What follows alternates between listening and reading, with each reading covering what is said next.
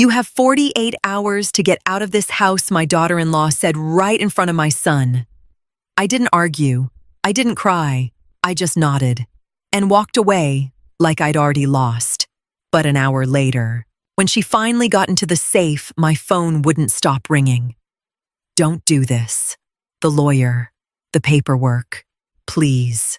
In that moment, I realized exactly how much my silence was worth. My name is Martha. I'm 68 years old, and I've lived in this house in a quiet suburb of Connecticut for 40 years.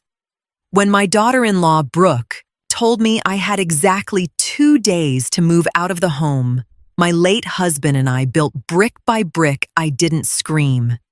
I didn't even cry.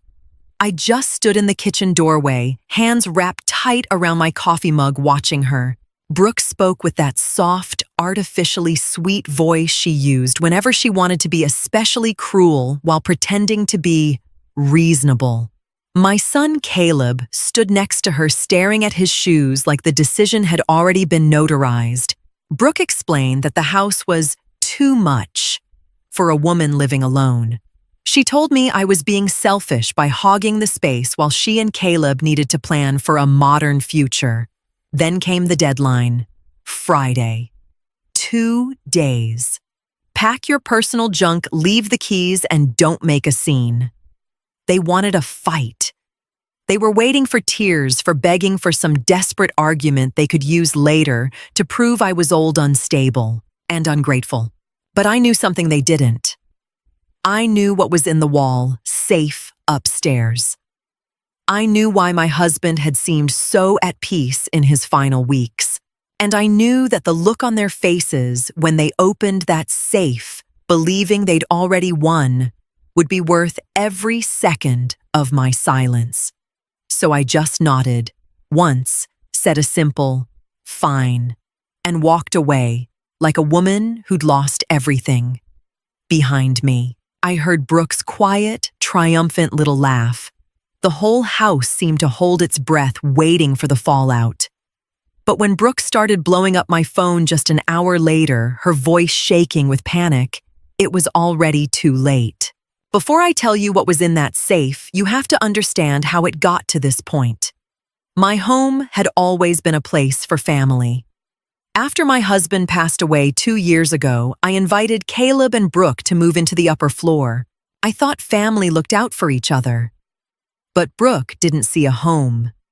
She saw an investment. It started small. First, she moved my herb pots off the windowsill because they didn't fit the aesthetic. Then she took over the living room. Slowly, I became a guest in my own house. Caleb, my own flesh and blood, just looked the other way. He's a good man, but he's terrified of conflict. He let Brooke start dictating my spending. "Martha, do you really need the thermostat this high? Just put on a sweater," she'd say, with that condescending tilt of her head. They treated me like a nuisance tenant they were trying to starve out. Last week, I overheard them whispering in the hallway. They were talking about a total remodel, turning my bedroom into a walk-in closet. Brooke said, she'll understand once we present it as a done deal. They thought I was old and slow. But there's an old saying, still waters run deep. I watched Brooke start sorting through my mail, looking for the deed and the title. She was looking for power. What she didn't realize was that I'd seen through the happy family facade months ago. I'd stopped paying for the bulk groceries. I'd started locking my own supplies in the small pantry. It was a quiet protest they mistook for weakness. They thought my silence was acceptance. It was actually preparation. I was just waiting for them to drop the mask completely. That moment came at dinner with the ultimatum. They thought 48 hours would break me. They had no idea I'd already made my move while they were still debating paint swatches. Wednesday went by in a blur, but I was wide awake. While Brooke was upstairs, literally setting out cardboard boxes for me, I sat in the kitchen sipping tea. I didn't pack a single suitcase. Instead, I made 3 quick phone calls. The first was to the local HVAC guy who'd serviced our furnace for years. The second was to my private account, the one Caleb didn't have access to. The third call was the most important. I wasn't calling to complain. I was calling to finalize the facts. Brooke came downstairs, iPad in hand. "We already have a realtor coming by on Saturday, Martha. It would be best if you were at your sister's by then," she said, not even looking at me. I didn't answer. I just stared out the window at the garden. I remembered my husband's words. "Martha, trust what's in your hand, not what people promise you." Brooke thought I was helpless because I wasn't throwing a fit. In her world, power was whoever screamed the loudest. In my world, power was holding the deed and the service contracts. I went down to the basement and adjusted the systems. It wasn't sabotage. It was just a return to the fine print. Since the upstairs and downstairs had separate meters and the accounts were strictly in my name, I simply called the utility companies to shut off the service to the second floor effective Friday. I'd been paying their way for 2 years while they saved for the future. When I came back up, I packed a small bag with my essential documents. My silence was now a weapon. I saw Caleb in the hall. He looked jumpy. "Mom, it's just temporary," he stammered. I looked him dead in the eye, didn't say a word, and went to my room. The time for talking was over. It was time for consequences. Thursday night. The house was chilly because I'd already cut the upstairs heat. Brooke was complaining loudly about the ancient wiring, still clueless. I went into my husband's old study. There, behind an old landscape painting, was the safe. Brooke had spent months eyeing that safe. She convinced herself it held gold bars or a secret will that handed her the keys to the kingdom. She knew the code was our anniversary. What she didn't know was that I'd cleared it out Tuesday morning. I replaced the contents with a single plain envelope. On it, in my husband's clear, steady handwriting, it said, "For those who honor the legacy." Inside wasn't a new will. It was much simpler. It was the formal revocation of the intent to gift letter we drafted years ago, but never finalized. Along with it were 10 years of receipts for property taxes, insurance, and repairs costs that Caleb was supposed to have shared according to our family agreement, but never did. I also included the paperwork showing I'd transferred the property into a charitable land trust.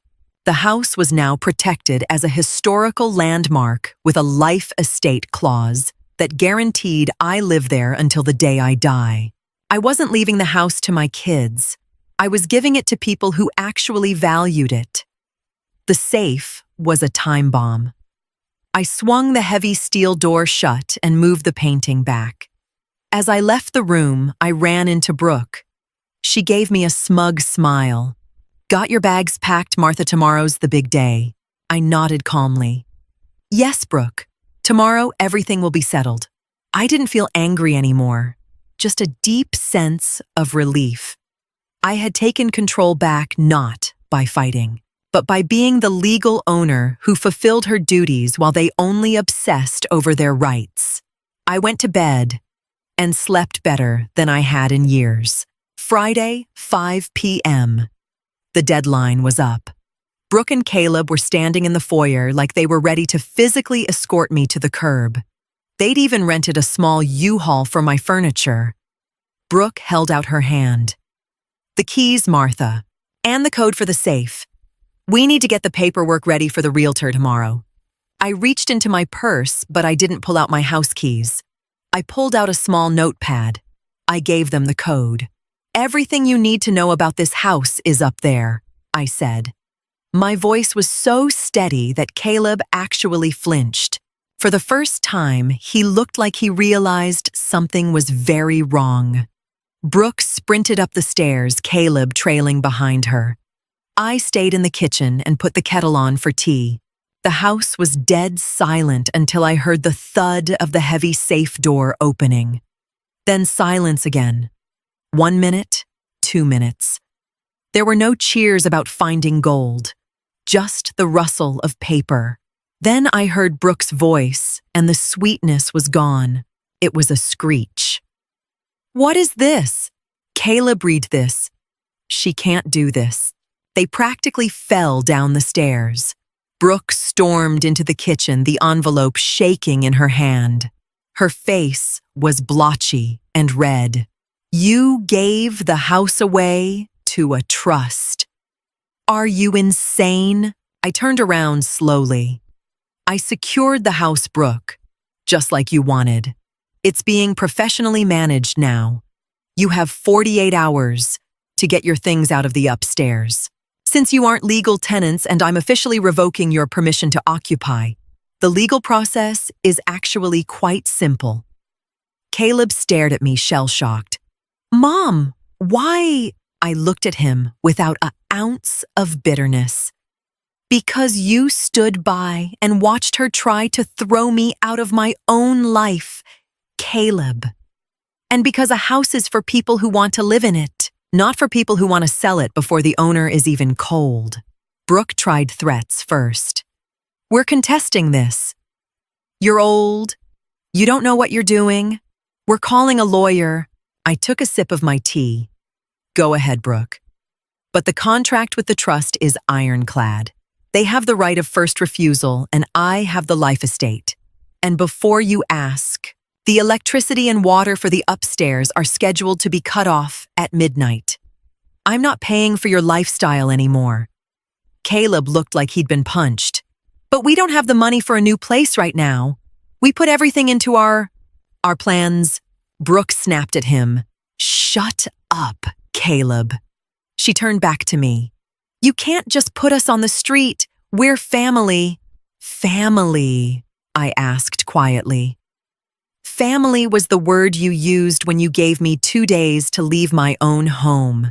I'm giving you the same amount of time. That seems fair, doesn't it?" The irony was so thick, even Brooke was speechless for a second. She realized her power had evaporated.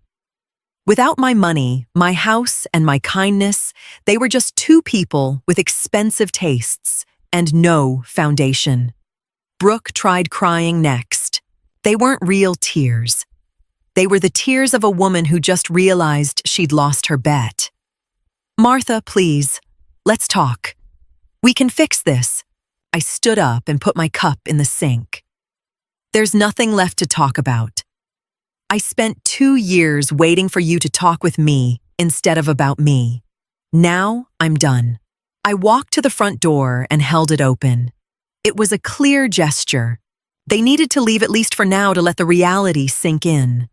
They left, but I knew the real battle for their sanity had just begun. Saturday morning started without the usual stomping over my head. It was eerily quiet. Caleb and Brooke had crashed at a friend's house, but their stuff was still upstairs. I used the time to change the locks on the interior door connecting the units. Not out of malice, but to protect the privacy they'd ignored for so long. I didn't feel guilty. Around noon, there was a knock at the door. It was Caleb alone. He looked exhausted. Brooke was probably waiting in the car. "Can I come in, Mom?" he asked softly. I let him in. He sat at the kitchen table in the same chair he'd used as a kid. "She wants to sue you," he said. I nodded. "I know. But she has no ground to stand on. The house belongs to the trust. I'm just the lifetime manager. There is no inheritance left to sell." Caleb put his head in his hands. "I never wanted it to get like this. I just wanted everyone to be happy." I put my hand on his. Caleb wanting everyone to be happy usually means you're okay with one person being miserable. In this house, that person was me. He actually cried then. For the first time in years, I saw my son not Brooke's husband.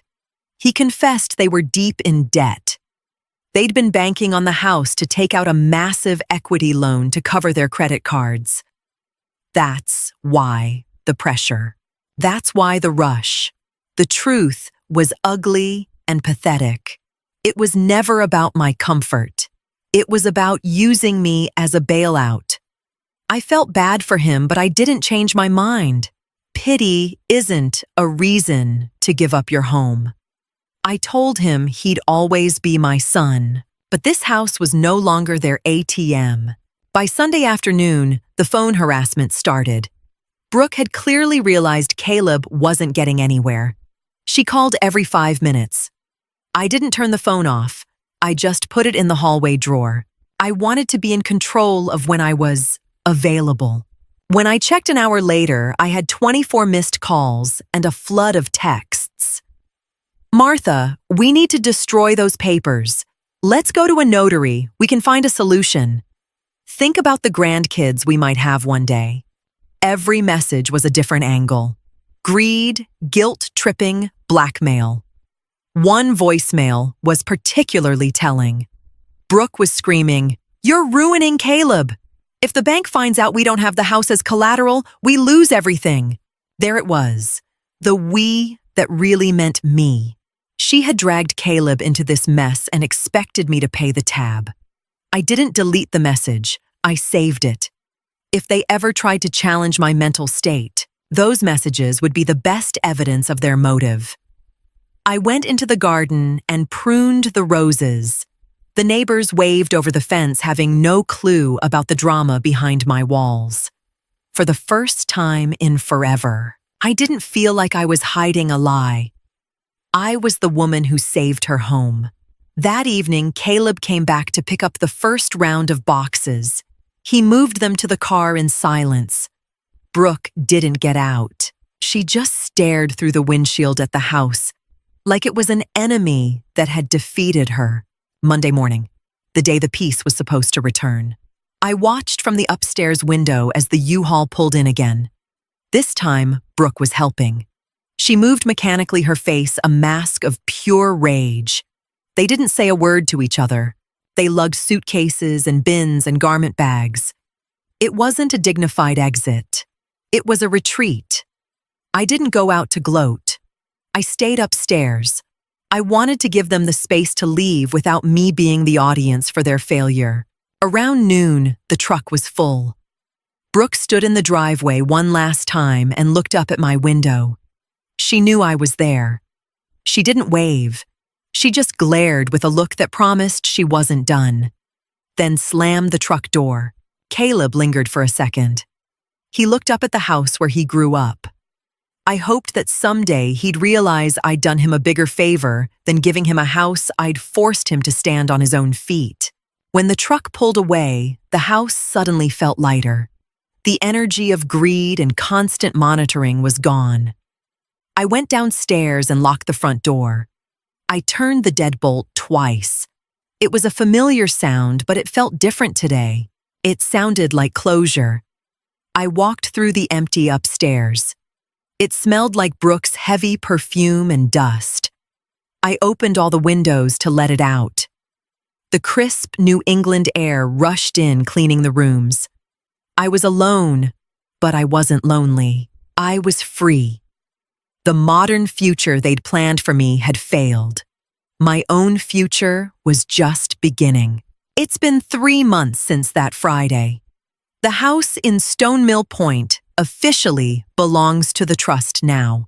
Once a month, a very nice man stops by to check on the property and have tea with me. He asks if anything needs fixing. He treats me with a level of respect my own family had forgotten. Caleb calls every now and then. He's living in a small apartment in the city. He sounds sad but clearer. He and Brooke split up. The debt and the loss of the sure thing inheritance were too much for a relationship built on sand. He comes to visit on Sundays sometimes.